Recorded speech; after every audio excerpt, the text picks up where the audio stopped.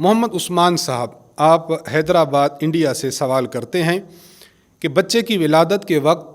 بچے کے کان میں اذان دینے کی شرعی حیثیت کیا ہے؟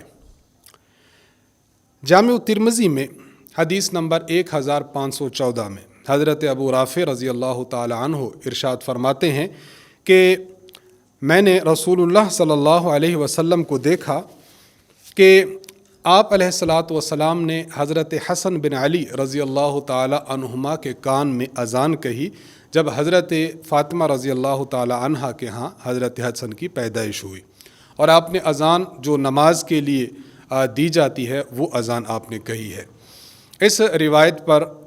امام ترمذی رحمہ اللہ نے جو حکم لگایا وہ حسن صحیح ان کا لگایا کہ روایت حسن صحیح ہے، یعنی قابل عمل اور قابل اعتبار ہے۔ اور جناب رسول اللہ صلی اللہ علیہ وسلم کے اس فرمان مبارک سے فقہاء کرام نے یہی مسئلہ نکالا کہ اگر کوئی بچہ پیدا ہوتا ہے تو اس کے کان میں اذان کہی جائے، یہ مستحب اور مسنون عمل ہے۔